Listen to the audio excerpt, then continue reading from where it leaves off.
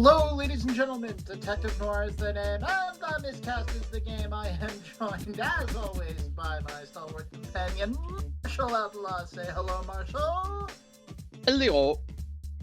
Sure, we're gonna have to take that. So, thank you.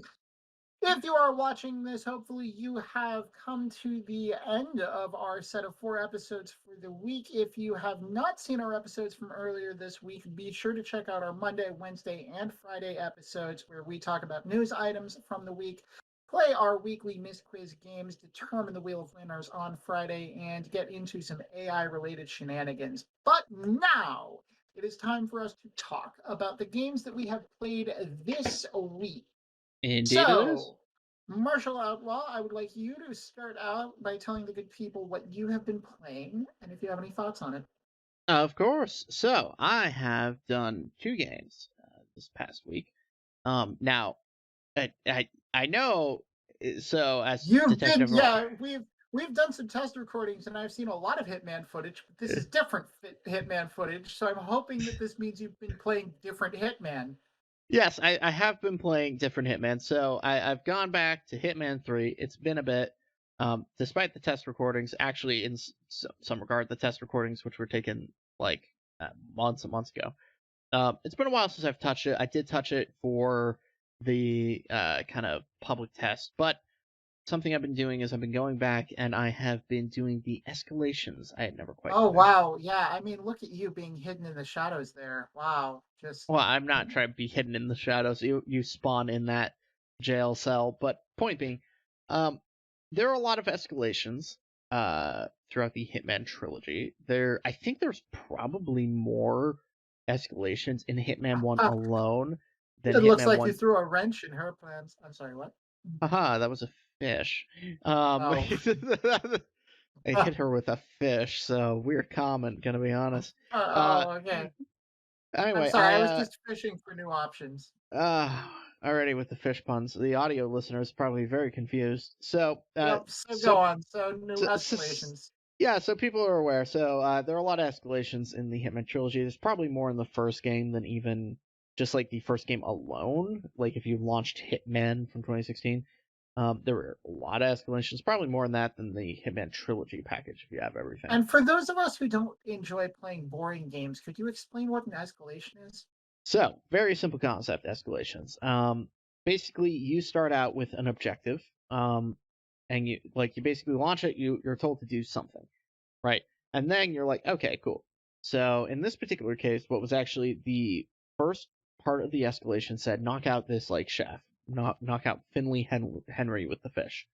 So easy peasy. You start in the jail cell, you go through the window, you shoot the glass, you get the fish, you knock the guy out. You just sneak out then and try to find an exit.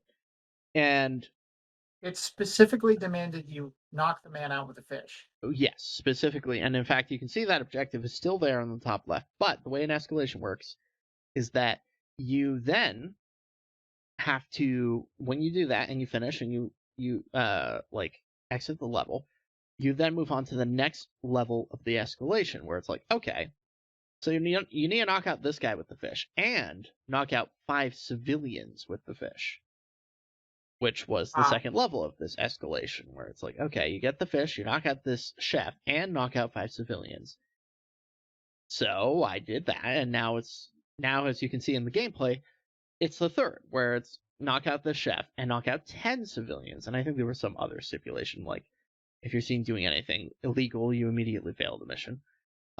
Something of that nature. Or no, if you kill or pacify anyone who you can't drop the fish. I think that was it. But the point being that the entire point of escalations is that the difficulty escalates. And I am a bit of a perfectionist, so while you don't need to for escalations, they're not like main missions, there's no extra challenges related to this. I do try to do escalations Silent Assassin. You can't really do them suit only Silent Assassin most of the time, for a multitude of reasons. There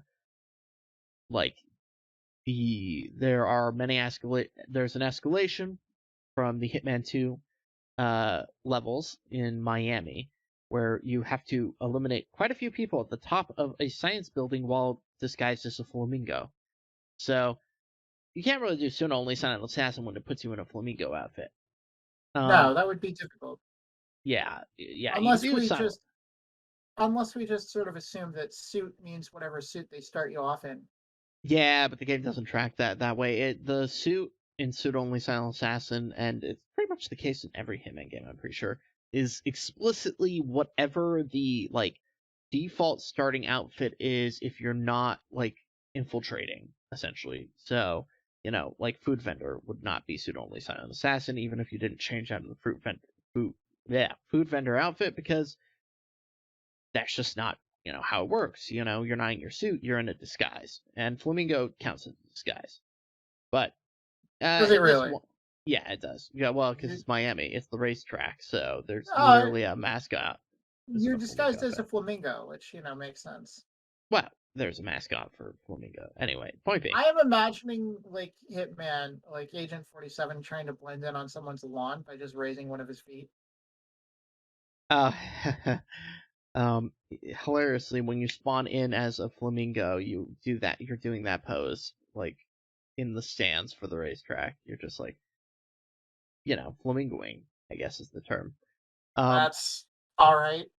It's very hilarious. Anyway, so I did that. I mean, going through, I'm almost through with the escalations, which means that I can do the one thing I haven't done with Hitman 3 since getting it, which is actually play fully through the story, which sounds sad, but I've been so engrossed with all the other content. I have played the story, I should clarify. But I played it with the Epic version of the game, and I've been playing on my Steam version because, of course, I have. I'm not a crazy person. And it's interesting. There's 3 different philosophies for escalations, because the first ones were very much like the ones in the first game were like, kill this guy. Okay, now kill this guy, and you have to do it in 5 minutes. Okay, well, kill this guy and this guy.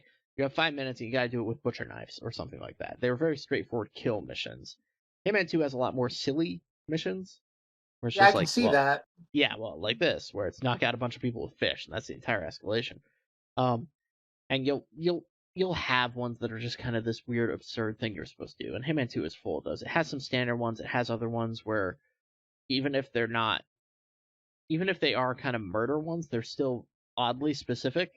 Like one set in kind of this sort of American neighborhood location where you have to eliminate 3 people in an incinerator. You have to knock them out and drag them to an incinerator in a basement and throw them in and turn it on. I do Which like I do like to think that like um the in canon there is a real client paying Agent 47 to knock out people with a fish. Like that's a thing they specifically wanted done. They've requested this. and they want it. Now he is complying. I think that there is a future if they ever do. I don't know if they're going to do any more entries of Hitman anytime soon. They don't really need to. I'd be curious. They had a couple of side characters that they had as the multiplayer sniper characters in Hitman 2, called Knight and Stone, that were pretty interesting. I'd actually be quite amused to see a game with them. Their dialogue was fun. However, in terms of Hitman himself, Agent 47, are they ever gonna do another game anytime soon? Who knows? They don't really need to. They're at a good point right now. There's not a huge outcry for a new entry, and the current entry is very jam-packed for anybody who hasn't touched it yet. And they're about to come out with a mode that's going to keep even people who have completely touched it amused. So, it's not Who's necessary. phrasing? Are we What? not doing phrasing? What? What? People who completely touched it. No, I completely finished it, enjoyed it, hit the climax of the game. I don't know what to say Okay, here. we're moving merrily onward. Anyway, point being, that the game is pretty. It's still pretty fun. It's interesting going through the escalations. And that's all I don't have a huge amount of thoughts. I'm excited for the aforementioned mode, which I talked about in one of our test recordings. I got to do kind of the play test on it. The freelancer mode. I'm excited for that to have a full release. But Hey, you know, you pacified that lady without a fish. yeah, well, yeah, I don't point that out. I wanted to pacify her, and then I realized I made a mistake in how I attracted her with a distraction. Don't worry about that part. Anyway, point being, I've been playing through it. It's been an interesting time, but it is not the only game I've played through. And before we move on to you, I guess we will briefly go through the other game I played. I have a bit of footage from it right here. Uh, I, Just regrettably, Cause? no, regrettably, I did go back and Fortnite. this is all incorrect guesses. I have gone back and I played a little. GTA. There we go. GTA Online, which is just a terrible game, really. You It's one sound of, like someone admitting to going back to an ex. it's not far off. I mean, GTA Online, it gives you just enough to be interested, but it's still an abusive relationship. I mean, uh, everything in the game costs literally millions of in-game dollars, not real life. I mean, maybe there's people that do that, but God, I hope not. But I mean, everything in game costs literal millions. Like there will be a new vehicle, it'll be like $2 million, and there is a heist that you could do solo. Everybody knows about this. It's not like some big secret. The Cayo Perico heist, where you can do it solo, and you can earn, depending on what the loot is, anywhere between like 1.5 to 2 million every time you run it, and you can run it in less than an hour if you know what you're doing. That being said, there is constantly content, and it's hard to see, but for audio listeners as well, anybody who's ever seen the GTA Online map when somebody's playing it knows that is a very short clip. I forgot how short it was. Anyway, so I played GTA Online. That's all you really need to know. Listen, you don't need to know any more about it. That clip says everything you ever needed to know. I thought that was a So longer clip.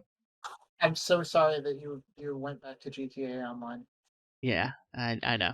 It's I've it, never it played it. I don't even um know if you have to pay money for it. you don't have to pay money for it. It's with GTA 5. It In looks fact, better than City of Heroes, which I went back to very, very briefly before I. that's regrettable. I Or would be not City, very not City of Heroes, DC Universe Online, see. I would be very amused to if it which weren't for the apparently looks better than City of Heroes, which actually frightens me now because that game looks like shit. so the ideal way to go through GTA Online is with 4 people. I will say that, and if we had 2 other people that didn't know anything about GTA Online or GTA, I would love to take you and those 2 people through GTA Online and just go through everything fresh pair of eyes, like experiencing everything anew. Because I think there's some value to that. I think there's something very fun about the concept of oh, here's my insane business. Here's let's do this insane mission, this insane heist and whatnot. I think there's a lot of content that is worth chewing on. That it's difficult because it's come out on drip feed. I mean, it's come out over the course of 8 years, and it's like every 6 months they'll come out with sometimes something big, sometimes something small. But I think there's a lot that's interesting, and it would be fun to go through with people that have never done it. But that's very hard to find. I mean, you haven't, but that is a small list of people. Anyway, to kind of top it off, to just briefly talk about Hitman, buy it. It's a good time. Don't do the VR. Escalation's hard. Don't do Silent Assassin on escalations like I do. It is compulsion for me. I can't not do them Silent Assassin, even though you don't have to. The way So, that you play these games is honestly the compulsive. most boring possible way to play a game. Wow, rude. It is. It is What? though. It is. Methodical, you mean? You haven't shot anyone at all yet. Okay. You're not supposed to shoot everyone. In fact, the objective of this is hitting people with fishes. Well, okay, but you're taking forever to do it. Yes, I grant you, you would have run into the kitchen with the fish and smacked everybody. I and would just have. And then I would you have would have piled the gone body boom, in the boom, hallway. boom, boom, boom, boom. Yeah. Well, I would have actually, no, I would be stacking them in the middle of that room in the shape of a fish. okay. Well, that is a crazy thing to do. Well, you know what? You know what? Just to really like enshrine the pescatarianness of this entire situation. Well, you know what? Fuck And you. Yeah. you know why I say it's got pescatarianness? Because I'm Uh making huh. them eat fish. Nice. I don't know why your footage is such a weird resolution. That's I, fine. oh, okay. Well, to be fair, it's kind of a wonky game. So, Yeah, so for this time only, as a special reward for people, I'm going to do a live resizing. Wow. wow. All right. So, my game. Can I just not talk about this? Okay. So, here's the short answer. I moved my hard drive recently Ah. and didn't realize until I sat down to play some games this week that I had not actually reassigned the location of my Steam library. Worse, my Steam library actually, Steam is a pain in the ass, is what I learned, because Steam didn't automatically recognize the hard drive that the Steam library was now on. No, you have to, yeah, you have to go into Steam and redirect it to it, and you also have to update your like app registration like file. So that So was an extremely unfortunate thing. yeah, And then so in addition to that, it huh. um uh when I finally did like figure it out, it needed me to move the Steam library to a different location, which I did, but it was upsetting. So all of this is to say that I have finally figured out how to like get shit moved, but it was not easy at all. And so I had basically a choice of 4 games that were actually installed on my other hard drive. One of which was Dungeons of Dreadmore. Ironically, I picked it up in order to cut some footage this week because I was like, oh, it's a roguelike game. It's not bad. I haven't played it in a while, but it's a roguelike game. It'll be quick. I'll go in there, I'll die, it'll be funny. It'll entertain the people who are actually watching this. I had forgotten how weird the mechanics of this game are. It's a very It, bizarre one. it's a pseudo turn-based game, which is like Mhm. I did remember that, but what I didn't realize is that digesting is an action. Yep, If you eat food, you that's have turn. to activate. You have a digest button. And if you don't sit there and push your digest button, the food doesn't do you any good, which I'm pretty sure actually ended some of my prior runs early because I didn't understand that mechanic. I get it now. Good lord, is that weird? I can't think of another game where you have to specifically push a button in order to get nutrients from food you've eaten. And I'm not entirely sure why they made that choice, but they You did. know, they had some unique ideas in their mind. Dungeons of Dreadmore is a real game at this point. I remember when it was a hot new indie game. I don't know what that says about how old I am. I will say that like it is playing through this game, I like admire the artistry of it. I Hmm. actually survived. I actually had to save and quit because I didn't die, which was weirdly upsetting because I think I've only ever managed to make it like 10 minutes in this game in the past because I didn't understand how healing worked.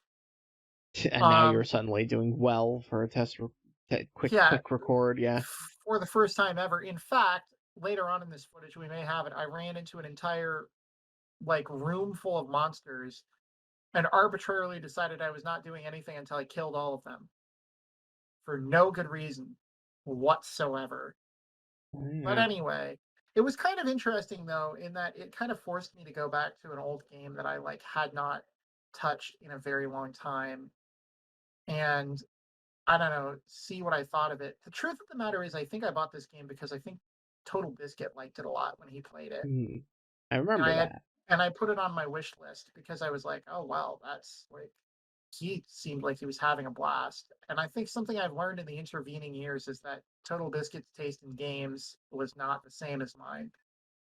No, he yeah, if I recall correctly, he loved when XCOM came out, and I think XCOM's a good game. I should clarify, but you also have to be the right audience for that. I mean, this is one of the things that gets me about Game of the Year, anything, any given year, but especially the last few years with the with From Software's dominance on like Games of the Year lists with Dark Souls and Elden Ring, is that fundamentally Games of the Year should be something that appeals to people who aren't normally the genre fans. And I this is my stance, by the way, is if you are a Game of the Year, if you're a 10 out of 10 game, your game should be a 10 out of 10 because it appeals to people that aren't normally into that genre. And it's a hard balance, right? Because you have to make a game that both appeals to hardcore fans, where they can find the depth they want, and also appeals to people who may never like that genre normally, but can still go through it and enjoy it.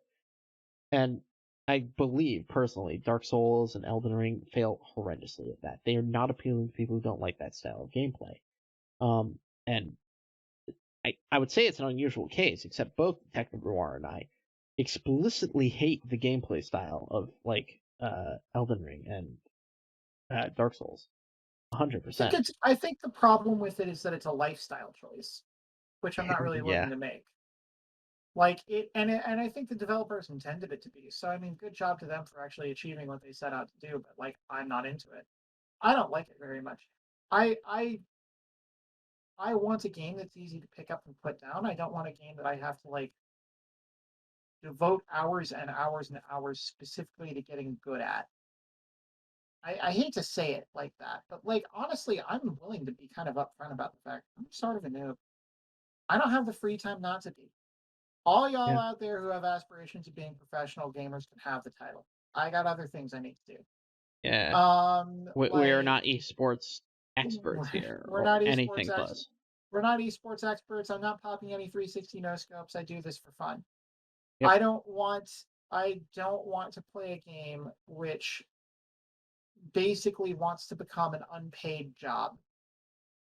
Well, and to some regards, something like Dungeons and Dreadmore, a very different kind of game than like Elden Ring or whatnot, but it is very close to kind of your pencil paper D&D sort of thing, which again is There is honestly 100% there is behind the scenes dice rolling going on here. And actually, yeah, this is sort of the vibe that you get off this is that there was someone who really wanted to like get a little bit closer to that like old school dungeon crawling D&D.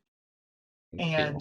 And also it's got a lot in common with the original Rogue, apparently.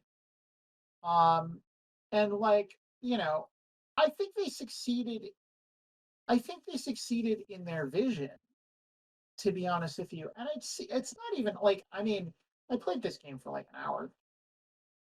I could have quit at any time, but it wasn't unpleasant, I guess I'd say. It does get a little bit repetitive, but you know, it's a dungeon crawler. What do you expect? I Right. don't know if it's exactly my vibe. Now that I have a little bit of a better grasp on the fundamental mechanics, it's possible to play it. It was down between this and Risk of Rain, which I actually have also never played. Oh, really? The Uh, original Risk Grind? yeah, I Oh, installed it, and then I don't think I may have played it for like 10 minutes at some point, but I don't remember it. that's kind of crazy. That was a classic. There was definitely a phase around 2012, 2014 where I played a lot of kind of indie multiplayer big titles with people, including things like Risk of Rain, um, Guns of Icarus is a good example. Oh my Um, God, you wouldn't stop talking about that. really? I don't remember talking about Guns of Oh, Icarus that much. every time I wanted to play a game, it was the first thing you suggested. Uh, I don't remember this face. It I do was not remember. awful.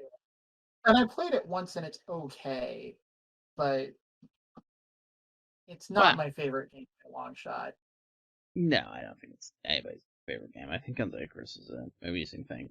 That was also the period of time that I played the ship with people, which was very weird fun. It's very Sea of Thievesy actually, is Guns of Icarus, sort of Sort retrospectively. of, but it is very round based. There is a kind of accessible mode, kind of, in Sea of Thieves nowadays, which is very kind of Guns N' Roses, ideally, where it's like directly into I the think PvP combat.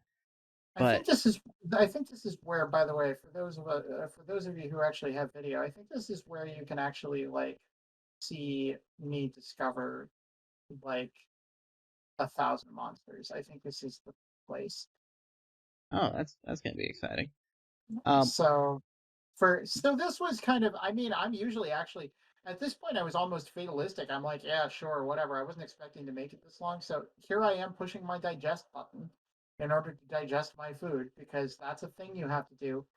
Can I just say that I'm very happy that's not a thing I have to do in real life? Like eat lunch and then sit there deliberately going, okay, come on. digest, digest. Yeah, Mm. that would be painful. Yeah, no, I think that Dungeons and Dreadmore is not a bad game inherently. It's a game of its times. I do remember I the think one the thing I art's good. There's a lot of yeah, I heart think that in was the good. game. It's kind of a weird game, but in a good way. It actually gives me a little bit of the same vibe, not a lot, but like a little bit of the same vibe as Deathmore 3030 Redux, Oh, which that is a lot of enemies. yeah, no, right? It gives me a little bit of the same vibe as like Death War 3030 Redux in the sense that that game is like okay, for those who want crib notes on what's going on the video, the reason I'm even able to survive this is fundamentally because a bunch of these like things are designed to poison me, but I took a skill at the beginning which makes me immune to poison, which I will absolutely be using in future runs because that is golden. That is so good. But anyway, so there's like a lot of monsters here that would otherwise be wrecking my shit that are doing literally nothing to me. But anyway, sorry, what was I talking about? Oh, God knows. At this point, you're talking about the era that this game was in, sort of thing. Trying to Oh no remember. no no! It reminds me a little bit of Death War 3030 Oh Redux yeah, in the yeah, that's sense right. that for those who have played that game, there are some problems with that game. But one thing that game nails, gets absolutely dead right, is it feels like traveling in space in an alien universe. That's a game that's set in space and everything is fucking weird. Like nothing makes any sense. Everything is always just like a little bit off kilter all the time. And it really, like a lot of other space games come across as very sterile. That one does not. That game comes across like you are thrust into the middle of like a very complicated galaxy that is deeply over your head. Kind of a little bit like Hitchhiker's Guide to the Galaxy, but not quite as madcap. Like more restrained, but just as complicated. And like you're just kind of doing what makes sense immediately in front of you while everything around you is crazy. And that's sort of the feel of like Death War 3030 Redux. This gives me a little bit of the same kind of vibe. Like it gives you the feeling like there's a whole coherent world that's going on here, but it's like well beyond your understanding. Mm. So I would say that the people who made it like I give them credit for that. Like it does sort of seem to accomplish. If that was their goal, I think they succeeded at it. There are some other aspects of this game that are strange in the sense that like fully 50% of the food items seem to be either cheese or mushrooms. Well, as you I would don't know find in a why. touch, probably it's that era of like indie game development. It probably was an inside joke. It probably was, and you can find Lutefisk, and you can find statues that you can gift Lutefisk to, and they say Lutefisk for the Lutefisk god, which, sure, Yeah, that might as well happen. there's always like these for people that really don't remember this kind of era of gaming, especially if you're young enough. Especially around 2012, 2014, when there were a lot of these kind of indie games that were hitting the scene, primarily and transparently because Minecraft was an indie game and it got big, and people were like, "Oh shit, we can be big," and like in a weird way, the fact that they were confident they could get big and they like tripled down on like their kind of like PR and marketing did make them a lot of them successes, like Surgeon Simulator, you know, Yeah, no, where I see what you mean, because Surgeon Simulator in any other sort of moment in gaming would have been a niche flash joke. in the pan. Yeah, it would have been like people would have been like, oh, haha. It would have been mentioned in articles as like this weird obscure game. Like, Yeah, had like you it's a joke game. right. And a lot of games from that era as well kind of were, but a lot of them became successful alongside some actually like quality ones like Stanley Parable. Um became Weirdly, successful because there was this perception of like, oh shit, indie shit can now be good and weirdly, popular. this doesn't give me the vibe of something that was like always intended mostly as an inside joke. This actually does give me a sense like the developers had a vision here. It also gives me a little bit of a sense like there were two different creative teams, and like one of them was a lot more vanilla and then one of them was kind of insane. Like it almost seems like the people who were making sort of the absolute core mechanics, like the movement and the like, everything else, were mostly normal people with the exception of the digest button. But then, like, all of the items and enemies seem like they came from someone who was like kind of touched in the head. Um, in not necessarily a bad way, but just like because they are entertaining enemies and they definitely keep your attention, but they're also like a little bit like, what the fuck? Like, why is this here? I Yeah. spend most of this dungeon that you're currently watching mashing like cartoon versions of Baron Samedi, who, for those of you who are not off on your voodoo lore, is supposed to be like a big figure in voodoo. Is like a skeleton in a suit. Anyway, I'm basically beating like little versions of him over the head with a mace. Why is he here? What does Baron Samedi or voodoo in general have to do with this dungeon? I do not know. He is right next to a bunch of slimes. His like character arc and everything is consistent, and he sort of seems to work in the setting, even though I can't really explain why. I'm not sure if But it's it an is explicit a reference to Baron Semeny. I think it's just a zombie, but yeah. okay. Well, the little ones are called Samities, and the big one that I encountered that was teleporting around and kicking my ass was called the Barons. So Oh, okay, maybe. your argument is invalid. Either way, I mean, yeah, I don't know. Dungeons of Dreadmore definitely comes across as a game that um I think it wanted to be bigger than it was. It has solid mod support, by the way. That is one thing on the note I is that well, and I always admire that in a game. I have to say that, like, in another sense, I'm really, even though I don't entirely care for this game, I'm really, really happy it was made. And I'm not being facetious. I am really happy it was made. I like that something this fucking weird found its audience exists.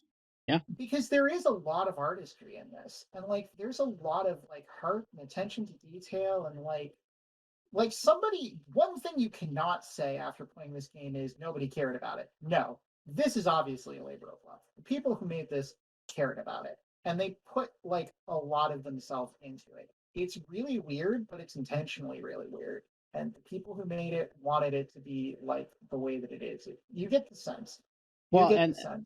yeah, and Um, very much this was also emblematic of a early indie game on Steam. Um, for a bit of reference, by the way, it's like 3 programmers in total. Um, second, I actually, I'll. This thought just occurred to me, and I'll put it like this: I don't necessarily want to play a lot of this game, but I could totally see wanting to play a game made by somebody who is inspired by something from this, where they played something and they encountered some concept that was in this or something, and it that they really like, yeah, sparked their imagination. Like yeah, this seems like exactly the kind of game that has so many wild ideas kind of thrown into the pot that somebody else could like play this game and be like, fuck, that's really cool. Let me, and then they'll go off in their own direction and they'll make a game I will like. Like this seems like the sort of game that really exists in the bedrock of artistic communities, where it's like it's not necessarily that the original thing itself is something that everybody wants, but like so many people in that particular field encounter it and take away things from it. that it ends up having an outsized effect overall on like other pieces of art that are made in that field. I kind of get the sense out of that. Like I think this is the sort of thing that could absolutely do that. I will point out. It's the bebop. It's the bebop of like indie games. I see. Yeah. I want to point out the hilarity, by the way. This game had 3 DLC packs, and the second one, very clearly an early indie title on Steam. The second one is called "You Have to Name the Expansion Pack." That was the expansion pack's name. Yeah, they're lunatics, but they're the best kind of lunatics. Yeah, I mean that's about right.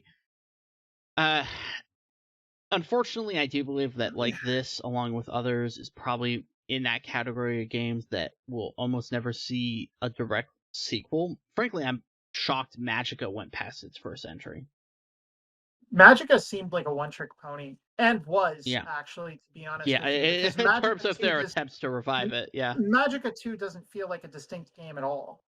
No, well, I don't because think that's a controversial take, right? That's not like no, nobody out there is going to be upset with me for that. It felt like they basically just like sat down in front of the same game engine, imported some new assets, and made more of game 1. well, and if I recall correctly, Magica 2's big controversy as well is that instead of 8 elements, there were 6 or something. If I recall, Oh, something like so it that. was actually worse. Yeah, something like that. And then they tried like a MOBA kind of style version called like Wizard Wars or Uh, something. Yeah. Like, I mean, we they haven't kind of played ran Magic. that. We should the next time we're doing multiplayer, we should sit down to some Magica though. Because Ah, that'd be interesting. that's a good like one-off game, honestly. Like it's It's been a it's while. it's a one-trick pony. It's really only good at the one thing that it does, but it's It not bad at it is good at that still. Like it's not it's a bad structured with time. a yeah, it's structured with a lot of jokes. I think the thing that's easy to forget about Magica is it has a lot of jokes and humor in it. It's just the way it's structured and like the way that people play it, you miss that a lot of the times. Like you'll Yeah, miss the because character saying something. yeah, partially because it's like covered up by you zapping absolutely everything.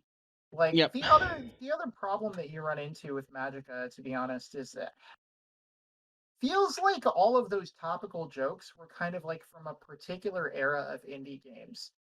Yeah. Honestly, like indie games I don't think. I don't know. Maybe I'm speaking out of turn here, but I'm trying to think of like a modern indie game that's like the same level of kind of just all about the memes. Prestige. But Yeah. this one I feel, but like, or Magic, I feel like was from like a particular era where it's almost like memes had been around for a while, but it was almost like they were finally kind of becoming mainstream in terms of like people understanding them and like making them and interacting with them. And the result in the Magica kind of and indie game kind of realm at that particular moment was that they would just laden the whole whatever the fuck it was with topical reference after topical reference after topical reference. And this even leaked a little bit into mainstream games. Like I'm one thing that you'll notice because I believe that Magica came out actually not too long before Saints Row 3. I think they're pretty close to contemporaries. And Saints Row 3 is kind of the same way. It's got like a bunch of like current year references and like jokes to things that are like going Things that on. are yeah, I mean the problem is I think anybody who is like currently something like 18 and you are like, hey, let's play Magica, which by the way, in terms of like gameplay and graphics, it's not that bad. It's just that No, because they because chose a really iconic, like timeless art style. Kind of yeah, like this. This game could have been made this year. Like on it, honestly, Dungeons of could have been. Dreadmore, because of the way that they directed the art, they could have made it this year. Partially because at the time that it was released and at all future times, it will look like a game that was specifically designed to look Be like it was retro. developed in the 1990s. Yeah. You get a very strong late 90s vibe off this game. Well, yeah, there are a lot of games like Dungeons of Dreadmore that kind of fall into the category of like if somebody in the early 90s had had the technology of the early 2000s and they wanted to make a game, Like, Actually, there's a first-person shoot. There's a really nice-looking first-person shooter out there, which is basically where someone took the same sort of structure for levels and same sort of like you're shooting at sprites type of concept from Doom, but just made all of the sprites and all of the levels much higher resolution and gave them better art. I forget what it's called, but it like bills itself as a 90s shooter released in the like whatever 2000s. Like that's its tagline or whatever. I yeah, I have passed over it for a few times, but it was recently in a Humble Bundle. I kind of strongly considered picking up the Humble Bundle just for that because honestly, I have gotten a little bit into shooters recently because they're easy to pick up and put down. And yeah. I was watching like the video clips from that, and I was like, this is actually like a weirdly pretty game, which is an achievement, to be honest with you, but it's partially because by sort of emulating something like Doom and then taking advantage of the fact that we have computers that can render such high quality sprites, they kind of, instead of having to compete against Just Cause for graphics, they're very explicitly saying our competition is Doom, and they knock Doom, like they blow Doom out of the water. It is so much prettier than Doom, obviously. Well, So yeah, they Doom really, is gloom. so they kind of like succeed at it in a walk, and that's kind of like smart on their part.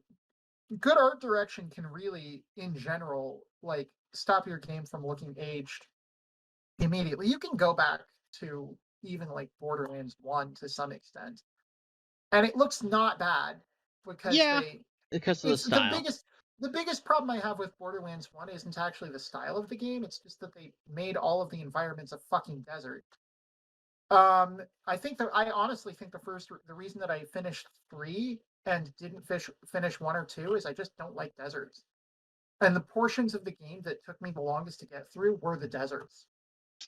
Yeah, well, 3 has more issues than deserts. One is painfully deserty, like really painfully deserty. And I have 100%ed Borderlands 1, both on its Game of the Year edition and non-Game of the Year edition, which are separate Steam entries.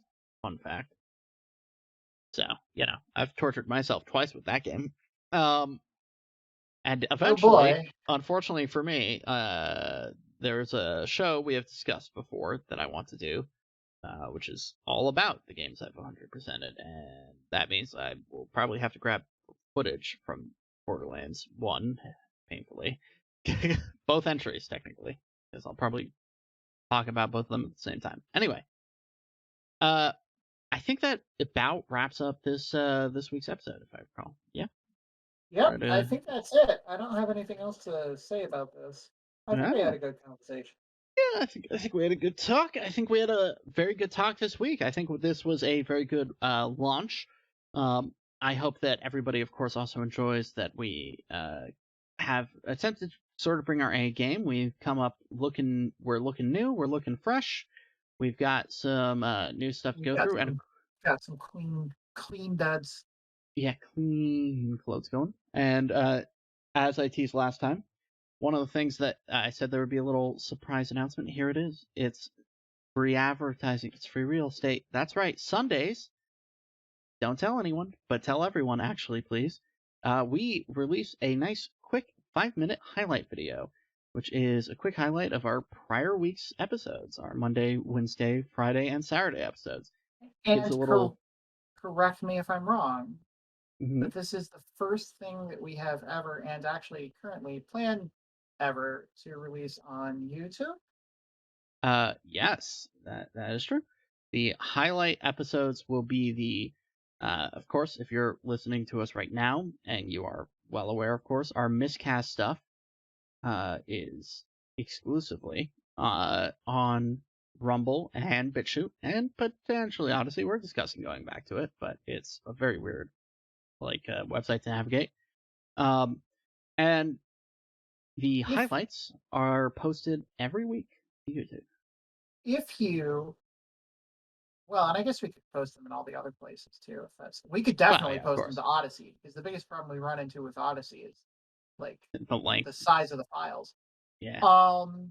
But so for those of you who may have watched us in our prior iteration and be thinking right now, you sound like massive hypocrites, because our biggest episode, if you can call it that, of over like 100 views, was like Dear YouTube. was called Dear YouTube, and was basically telling YouTube to go fuck itself.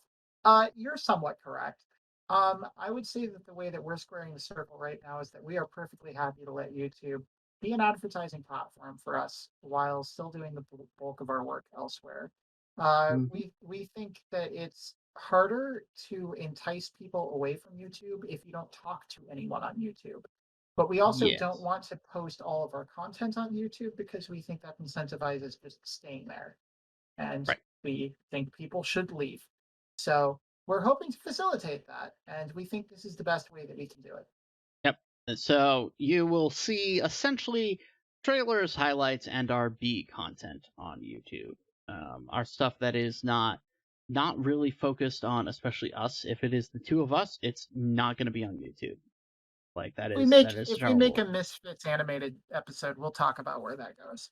Yeah, we'll talk about that because that effectively acts as advertisement. But primary work by us, not on YouTube. Everything else, Rumble, BitChute, all that. But do keep in mind, we will have throughout the year. We're hoping to come in through this year and have our first, I guess, 52 episodes strong throughout the year. And what a wonderful time for your mic to have strange issues. That's good. I like it. Yeah, well, I guess that will conclude us for now. Keep an eye out later this year. Oh, are you like hearing something when it does that? Yeah, a little bit of sounds like a fan potentially. First time I that's ever heard weird. It. Yeah. But anyway, keep an eye out. Now it's done. Now it's gone. Keep an eye out for any announcements throughout this coming year. We do want to do other things other than just the Miscast, but that is entirely dependent on our time, frankly, and we're not going to make anything official or make announcements until things are ready. So we want to make sure we approach everything else as cleanly and carefully as we've approached this. We made sure we were completely prepared, so. Or at least more prepared. More prepared than let's start recording. Go, go, go, which is essentially what the first iteration of Miscast was. So, yeah.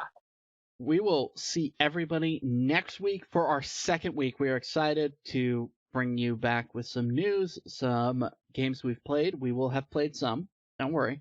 There will be a short period in there where you'll probably hear me talk about a bunch of games I played on my Steam Deck, since I'll be on a trip for about a week at the beginning of January. But other than that, I hope everyone has a wonderful time, and thank you for joining us on the Miscast Reloaded. Goodbye, folks. Goodbye.